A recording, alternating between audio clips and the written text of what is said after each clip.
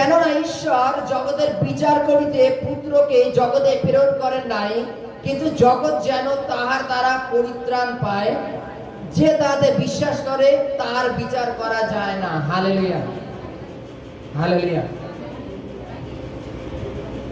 কোন এক সময় যীশু খ্রিস্ট যখন যাচ্ছেন, এক ব্যক্তি এসে বলছেন, হে প্রভু, আপনি একটু আমার বাড়িতে যান, গিয়ে আমার ভাই জমি বেশি নিয়ে নিচ্ছে, আপনি তাকে একটু বলেন না আমাকে যেন জমিটা সমান সমান ভাগ করে দেয়।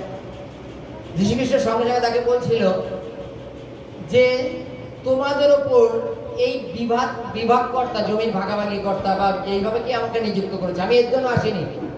বাইবেলে লেখা আছে যীশু খ্রিস্ট বলছেন মনুষ্যপুত্র এই কারণে এসেছেন যেন তার দ্বারা জগৎ উদ্ধার পায়, তিনি বিচার করতে আসেননি। হালেলুয়া। আচ্ছা, যেমন উদাহরণ, জাগতিক ক্ষেত্রে বিচার করার অধিকার কার আছে? যদি লোকালয়ের মধ্যে পরিবারে হয়, মনে করো সিনিয়র যারা আছে তারা বিচার করবে। তার থেকে যে একটু বড় এখন বর্তমানে ক্লাব বা কোনো পার্টি অফিস, তার থেকে দেখতে গেলে অপোজিট থানা, কোর্ট আছে, তাই তো? বিচারের জন্য বিভিন্ন এক একটা র্যাঙ্ক আছে। যীশু খ্রিস্ট তিনি ঈশ্বর, আমাদের প্রত্যেকের বিচার কে করবেন? কোন মনুষ্য করবেন না, ঈশ্বর করবেন। হালেলুয়া। আর যীশু খ্রিস্ট যখন বিচার করবেন, আমরা যদি প্রত্যেকেই যে তার বিচারের সম্মুখে দাঁড়াই, তাহলে আমরা কে তার থেকে মুক্তি পাবো? কেউ কি পাবো? আমরা প্রত্যেকেই পাপী। বলো, আমরা কে পাপ করিনি? আমরা সকলেই পাপী। আমরা যদি তার বিচারের সামনে দাঁড়াই, আমরা সকলেই পাপ করেছি, কেননা আমরা সকলেই পাপী। বাইবেলের মধ্যে যীশু খ্রিস্ট জগতের বিচার করতে আসেনি, তিনি যদি বিচার করেন তাহলে কি হবে? সকলেই সাজা পাবে, সকলেরই শাস্তি হবে। বাইবেলে লেখা আছে জগৎ যেন তাহার দ্বারা মুক্তি পায় বা উদ্ধার পায়, তার জন্য তিনি এসেছেন। যেমন উদাহরণ, আমরা জানি যে ঘটনাক্রমে যে একজন স্ত্রী ছিল, ব্যভিচারী স্ত্রী, যাকে পাথর মারতে মারতে যীশু খ্রিস্টের কাছে নিয়ে এসেছিল। আর বাইবেলে লেখা আছে, অথবা ফরাসিরা বলছেন, প্রভু বাইবেলে মসিক গ্রন্থে লেখা আছে যে কেউ ব্যভিচারে ধরা পড়ে তার পাথর মেরে মেরে মেরে ফেলো। এই মহিলা ব্যভিচারে ধরা পড়েছে, আমরা একে এখন পাথর মেরে মেরে ফেলবো। যীশু খ্রিস্ট কি বলছিল? আচ্ছা, যে আজ পর্যন্ত পাপ করনি সে প্রথমকে পাথর মারো। এবং সকলে নিজে নিজে মনে মনে অনুশোচনা করলো, তাই তো আমরা পাপী, এবং সকলে পাথর ফেলে দিয়ে চলে গেল, কেউ নেই এখানে, শুধু যীশু খ্রিস্ট একা রইল। যীশু খ্রিস্ট তাকে বলছে, হে নারী, আমি তোমাকে পাথর মারবো না, যাও তুমি এখন থেকে আর পাপ করো না। তার মানে কি? জগতের প্রত্যেকটা ব্যক্তিকে যদি তার পাপে ধরা হয়, তাহলে আমরা প্রত্যেকেই সাজা পাবো। পুলিশকে যদি বলা হয় যে যখন এই উদাহরণস্বরূপ এই গ্রামে যত অপরাধী আছে সকলকে তুমি জেলে ভরো, সকলকে জেলে ভরো, তাই তো?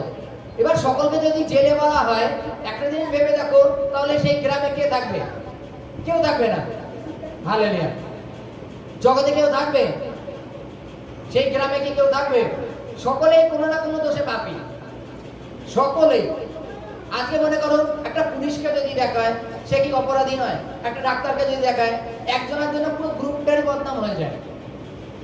যেমন উদাহরণ, যে কোন এক ব্যক্তি মনে করো একটা পরিবারে দুধ নেয়, কোন একটা পরিবারে দুধ নেয় ডেলি। এবার মাঝে মাঝে কি করে, দুধ কম হলে কি করে, খানিকটা জল মিশিয়ে দিয়ে দেয়, আর ওই আমুল দুধ গুলিয়ে দিয়ে আসে। সে মনে করে মাস গেলে আমি তো ভালো একটা টাকা পেয়ে যাচ্ছি ওই পরিবার থেকে ভালো টাকা পেয়ে যাচ্ছে, তাদের ঠকাচ্ছে। এবার তার বিনিময়ে সে সেই বাড়ির থেকে কোন একটা খাদ্যদ্রব্য গ্রহণ করে, বা মনে করো তার ছেলেকে স্কুলে ভর্তি করবে বলে একটা কম বেশি ডোনেশনের একটা কম দাম করার অ্যাপ্লিকেশন দিয়েছে। সে বলতে ঠিক আছে, আমি দেখছি তোমার এই বিষয়টার উপরে। সে তাকে আবার ঠকিয়ে পয়সা নিয়ে যাচ্ছে। জগতে এইভাবেই তো হচ্ছে নাকি?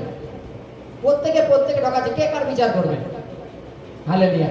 তদনুসারে আমাদের যদি বিচার হয়, তাহলে আমরা কেউ বিচারের সামনে দাঁড়াতে পারবো না। বাইবেলে লেখা আছে মনুষ্যপুত্র এই কারণে আসলেন যেন জগতের লোক তার থেকে উদ্ধার পায়। হালেলুয়া। প্রত্যেক ব্যক্তি যদি পাপের অংশ দেখা হয়, প্রত্যেকেই পাপী, প্রত্যেকের শাস্তি আছে। কিন্তু যদি আমরা তাকে বাইবেলের বাক্য দিয়ে বুঝিয়ে, ঈশ্বরের বাক্য দিয়ে বোঝাই, তাহলে সে পরিবর্তন হতে সামর্থ্য। হালেলুয়া। সে পরিবর্তন হবে, এবং সে পরিবর্তন হবে, তার থেকে পাপ চলে যাবে। যীশু খ্রিস্ট জগতে এই কারণে এসেছে যে তিনি আমাদের প্রত্যেককে পাপপূর্ণ সম্বন্ধে জানকারি দিয়ে তিনি আমাদের বারবার বলছেন মন পরিবর্তন করো, মন পরিবর্তন করো। হালেলুয়া।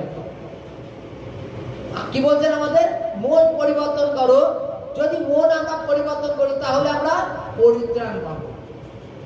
মনুষ্যপুত্র বিচারের জন্য যদি জগৎ এসে থাকে তাহলে সকলেই তার শাস্তি হবে, কিন্তু মনুষ্যপুত্র এসেছেন এই কারণে যেন জগৎ যেন তাহার দ্বারা উদ্ধার পায়। অলরেডি আমরা যদি অবিরত মনে করো পাপের মধ্যে চলছি, অবিরত যদি পাপে চলতে থাকি, পাপে চলতে চলতে কোনো এক সময় আমরা পাপের কোন র্যাঙ্কিংয়ে পৌঁছে যাব। হালেলুয়া। অবিরত যদি আমরা পাপে চলতে থাকি, পাপে চলতে চলতে আমাদের স্থান শেষে কি আছে? নরক। হালেলুয়া। পাপে চলতে থাকলে স্থান কোথায় আছে? নরক। কিন্তু বাইবেলে লেখা আছে যে যীশু খ্রিস্ট এই কারণে এসেছেন জগৎ যেন তাহার দ্বারা কি পায়? উদ্ধার পায়, পরিত্রাণ পায়। যদি আমরা মনে করো যিশুর জ্ঞান বা বাইবেলের জ্ঞান আমাদের মধ্যে নেই, না থাকার দরুন অবিরত আমরা যে পাপে ছিলাম, পাপেই অলরেডি আমরা চলে যাচ্ছি। কিন্তু যখন বাক্য আমাদের মধ্যে এসে আমরা নিজেকে কি করছি? পরিবর্তন করা চালু করছি। বাইবেলে বলছে তোমার শত্রুর জন্য তুমি প্রার্থনা করো, শত্রুকে ক্ষমা করো। আর যদি আমরা আগে থাকতাম আমরা কি করতাম? মানে তাকে না মেরে বাড়ি আসা যাবে না, তার জন্য তার একটা ক্ষতি না করে বাড়ি আসা যাবে না, এইরূপ ছিলাম, তাই তো? কিন্তু বাইবেলে বলছে যে তোমার শত্রুকেও কি করো? ক্ষমা করো।